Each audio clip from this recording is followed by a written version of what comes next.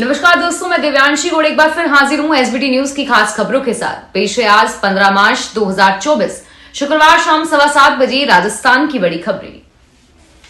कांग्रेस ने केंद्र सरकार के चुनावी बॉन्ड जारी करने के निर्णय को लूट की नीति का करार देते हुए कहा है कि यह आपकी भाजपा का खजाना भरने के लिए पैसा जुटाने की चंदा दो धंधा लो की नीति साबित हुई है। कांग्रेस संचार विभाग के प्रभारी जयराम रमेश ने चुनाव आयोग के राजनीतिक दलों को चुनावी बॉन्ड से मिले चंदे की सूची सार्वजनिक करने पर प्रतिक्रिया में कहा कि सरकार की चुनावी बॉन्ड नीति से साफ हो गया है कि उसने उन्हीं कंपनियों और व्यक्तियों को काम दिया है जिन्होंने भाजपा को चुनावी बॉन्ड के माध्यम से चंदा दिया। उन्होंने कहा कि इलेक्टोरल बॉन्ड से जुड़ी जानकारी सामने आने के बाद यह पहला विश्लेषण है जिसे एसबीआई ने चुनाव के बाद तक स्थगित करने के लिए कई हफ्तों के प्रयास के बाद कल रात को सार्वजनिक कर दिया, जिसमें 2019 के बाद से भाजपा को 6,000 करोड़ से अधिक का दान शामिल है। इलेक्टोरल बॉन्ड का अब तक मिला डेटा भाजपा की कम से कम 4 भ्रष्ट नीति को सामने लाता है। राजस्थान में भजनलाल सरकार ने 3 महीने का कार्यकाल किया। पूरा आज से ठीक 3 महीने पहले हुई थी मुख्यमंत्री भजनलाल की शपथ। मुख्यमंत्री शर्मा ने 3 माह का कार्यकाल पूरा होने पर सरकार के कार्यकाल को लेकर कहा, जो कहा वह किया, हम काम से देते हैं जवाब। हमने संकल्प पत्र को बनाया नीतिगत दस्तावेज, हम दीर्घकालिक योजनाओं पर करते हैं काम। बिजली में पहली बार 2.25 लाख करोड़ रुपए के हुए एमओयू। प्रदेश में पानी को लेकर लिखी गई नई इबादत। युवाओं का भविष्य संवारने और सुरक्षित रखने पर हमारा फोकस, और अब नहीं होगा युवाओं के भविष्य से खिलवाड़। अपराध की रोकथाम के लिए एंटी गैंगस्टर टास्क फोर्स का भी किया है गठन। इंदिरा गांधी नहर में इस बार नहरबंदी नहीं होगी और इससे बीकानेर सहित पश्चिमी राजस्थान के 10 जिलों में पीने के पानी की समस्या नहीं होगी और किसानों को भी सिंचाई के लिए पानी मिलता रहेगा। राज्य के जल मंत्री कन्हैयालाल ने शुक्रवार को पत्रकारों के साथ बातचीत में यह जानकारी दी। उन्होंने कहा कि ऐसा लोकसभा चुनाव के कारण नहीं बल्कि तेज गर्मी में आम आदमी की जल समस्या को देखते हुए किया गया है। जल मंत्री कन्हैयालाल ने कहा कि पश्चिमी राजस्थान के किसानों को नहरबंदी के कारण समस्या होती है और ऐसे में फिलहाल नहरबंदी नहीं की जा सकती। इसके लिए केंद्रीय जल शक्ति संसाधन मंत्री गजेंद्र सिंह शेखावत ने आदेश जारी कर दिए हैं। राजस्थान में एनपीए को लेकर प्रैक्टिस कर रहे चिकित्सकों पर अब सख्ती बरती जाएगी। क्लिनिकल प्रैक्टिस करते हुए पाए जाने पर कार्रवाई की जाएगी। इस संबंध में समस्त नियंत्रण अधिकारियों को निर्देशित किया गया है। कार्रवाई के साथ साथ एनपीए ले रहे डॉक्टर्स के नाम भी अस्पतालों में लिस्ट लगाई जाएगी। निर्देशक चिकित्सा एवं स्वास्थ्य सेवाएं जयपुर की ओर से जारी आदेश में बताया गया है कि एनपीए लेने वाले कोई चिकित्सक क्लिनिकल प्रैक्टिस करते पाए गए तो संबंधित निर्देशक, सीएमएचओ और पीएमओ के कार्रवाई करना सुनिश्चित करेंगे। निर्देशों की पालना नहीं करने पर उक्त अधिकारियों के खिलाफ निर्देशालय की ओर से कार्रवाई अमल में भी लाई जाएगी। प्रधानमंत्री नरेंद्र मोदी जैसलमेर के बाद अब जल्द ही चित्तौड़गढ़ के रावतभाटा आएंगे। यहाँ पीएम मोदी रावतभाटा को एक बड़ी सौगात देंगे जिसकी जल्द ही घोषणा होने वाली है। इससे पहले पीएम मोदी ने जैसलमेर जिले के पोखरण में तीनों सेनाओं का युद्ध कौशल देखा। बताया जा रहा है कि पीएम मोदी के साथ मुख्यमंत्री भजनलाल शर्मा भी जल्द ही रावतभाटा आएंगे और परमाणु बिजली घर एनएफसी संयंत्र को राष्ट्र को समर्पित करेंगे। इस नई परियोजना में रावतभाटा की तस्वीर बदल जाएगी। यह बात चित्तौड़गढ़ सांसद व भाजपा प्रदेश अध्यक्ष सीपी जोशी ने गुरुवार को पालिका सभागार में आयोजित उपखंड स्तरीय विभागों के अधिकारियों की बैठक में कही।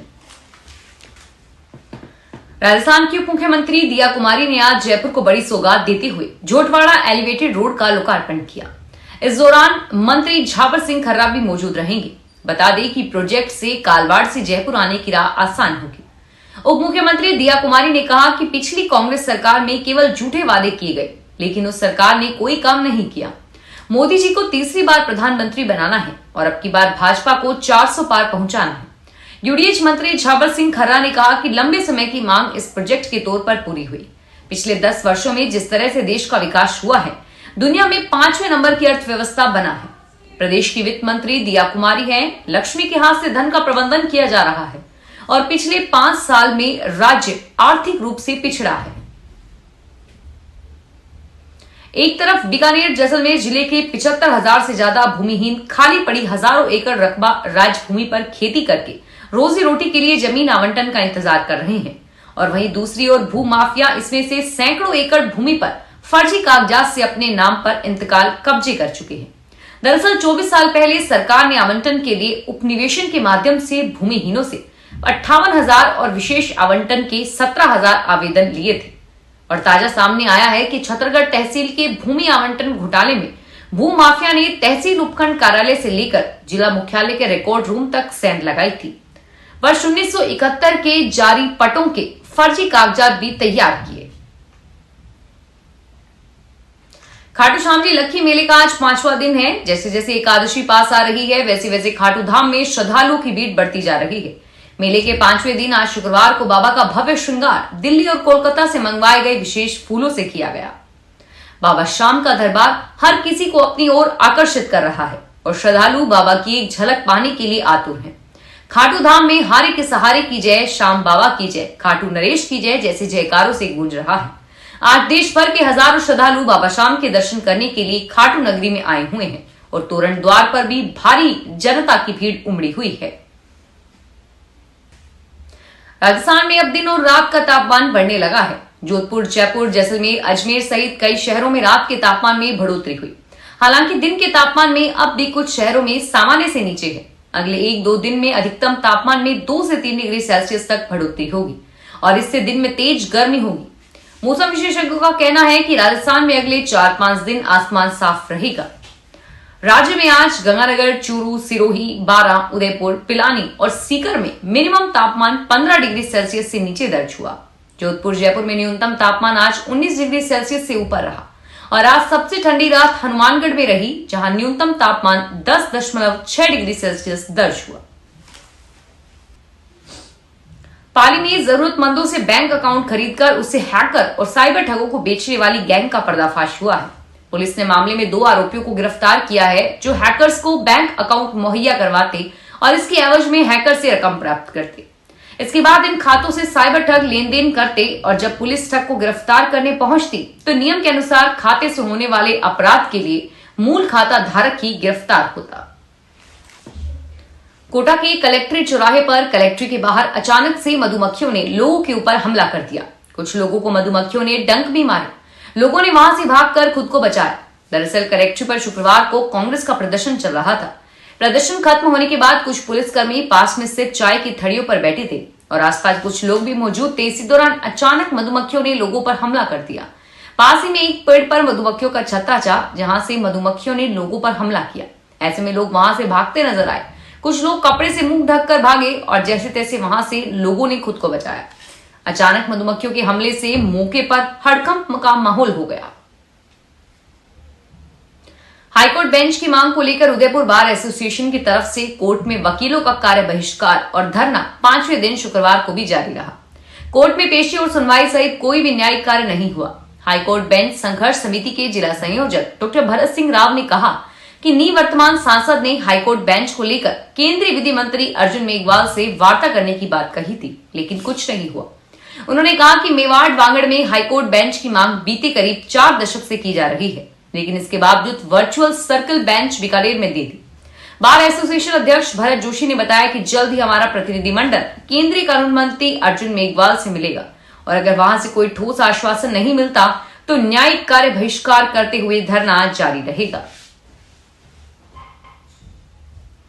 राजस्थान परिवहन विभाग के लिए वित्त वर्ष 2023-24 का अंतिम माह फायदे का रहा है। राज्य सरकार की ओर से वाहनों को ई रवाना चालान को लेकर एमएनएसटी योजना से विभाग का खजाना भर गया है और अभी माह के 15 दिन शेष हैं। राज्य सरकार की ओर से वाहनों के ई रवाना चालान में एमएनएसटी योजना शुरू की गई है। इसमें वाहन मालिक 75 से 99% तक चालानों में छूट ले सकते हैं।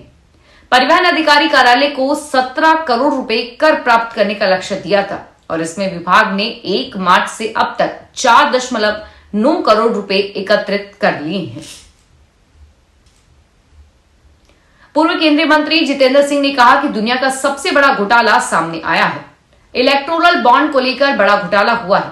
उन्होंने कहा कि ललित लोकल कैंडिडेट हैं और उनके मन में ही जनता के प्रति दर्द है।